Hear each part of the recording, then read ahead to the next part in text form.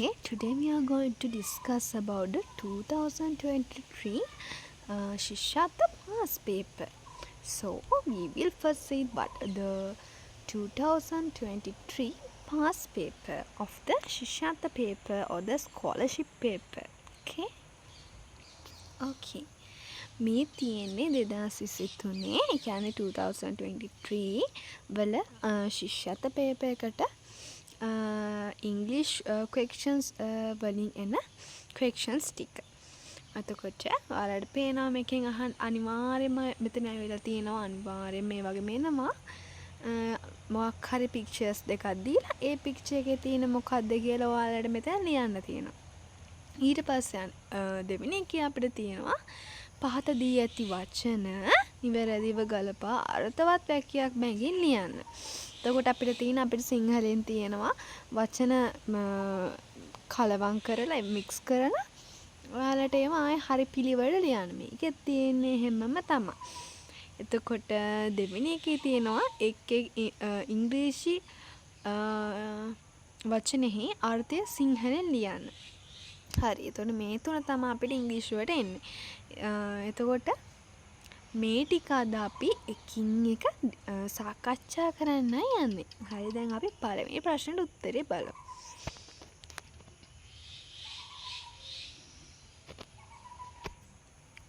First question එකේ අපිට කවුද පේන්නේ මොනරෙක්ව. එතකොට අපි මොනරට ඉංග්‍රීසි වලින් කියන්නේ මොකද්ද? හොඳට මතක් කරන්න බලන්න. අපි මොනරට ඉංග්‍රීසි වලින් කියන්නේ මොකද්ද? පීකොක් කියලා නේද? ඉතින් අපි පීකොක් කියලා හරියට ඒ වචන අඩු නැතුව එහෙම නැත්නම් වැරදි වෙන්න බෑ. හරියට මේ කොටු ඇතුළේ අපි දාන්න ඕන. හරි ඔන්න පළවෙනි එකට පීකොක්. එතකොට අපි පළවෙනි උත්තරේ හොයාගත්තා. එතකොට දෙවෙනි එකට ඔයාලට මොකද්ද පේන්නේ? ඒ පින්තූර මොන වගේ එකක්ද? ඔයාලා දැකලා තියෙනවා. එතකොට පළවෙනි එකට අපි පීකොක් කියලා හොයාගත්තා. දෙවෙනි එකේ තියෙන්නේ වට්ටක්ක ගෙඩිය. එතකොට වට්ටක්ක ගෙඩියට අපි මොකද්ද ඉංග්‍රීසි වලින් කියන්නේ? pumpkin. So එතකොට දෙවෙනි එකට උත්තරේ තමයි pumpkin. එතකොට ඔයාලා මේකට මේ කොටු ඇතුලේ දාන්න ඕනේ මෙන්න මේ උඩින් මහ රතු පාටින් ඔයාලා ලියලා පේනවා pumpkin කියලා. එතකොට ඔයාලා ඒක තමයි මේ කොටු ඇතුලේ ලස්සනට පිළිවෙලට අකුරු ලියලා දාන්න. පිළිවෙලට අකුරු ලියන්න ඕන නැත්නම් මාක් කරන කෙනාට හොයාගන්න බැරි නේ. එතකොට ඔයාලගේ මාක්ස් අපරාධයකින්ද හරියට ලස්සනට ලියන්න ඕන. හරි. එතකොට දැන් පළවෙනි ප්‍රශ්නේ අපි ඉවරයි.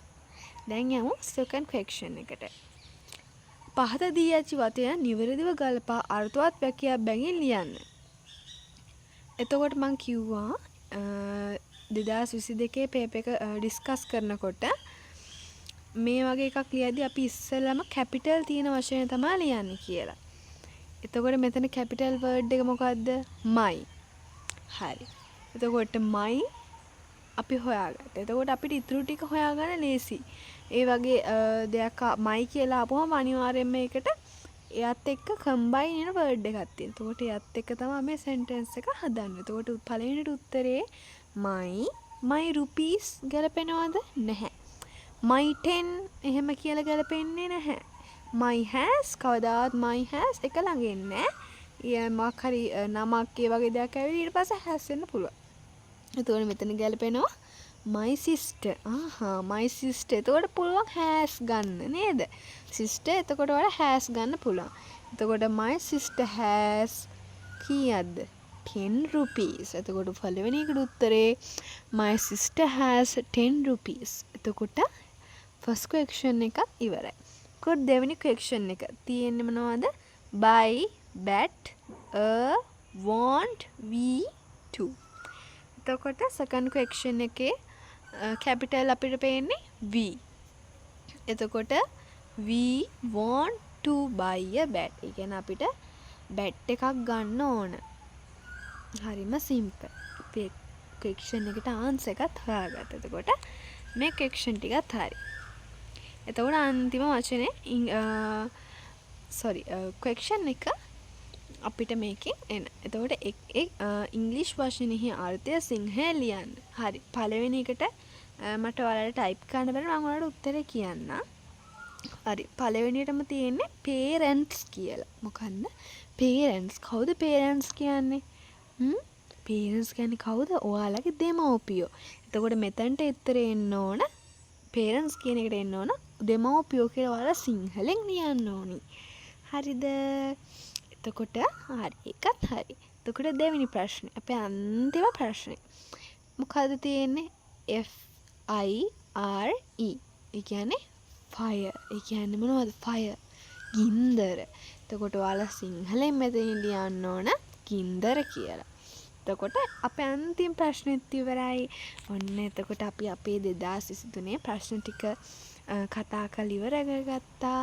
දැන් මේ ඔයාලා ශිෂ්‍යත්ව පේපරට ඉංග්‍රීසි ක්වෙස්චන්ස් ටිකට ආන්සර්ස් හරියට ලියලා ඉංග්‍රීසි මාක්ස් වල ටාගට් කරලා ක්වෙස්චන් ගන්න එක දැන් ලේසි. ඉතින් අදට අපි අපේ ලෙසන් එක ඉවරයි. අපේ පාස් පේපර් ක්වෙස්චන් ඩිස්කෂන් එක ඉවරයි.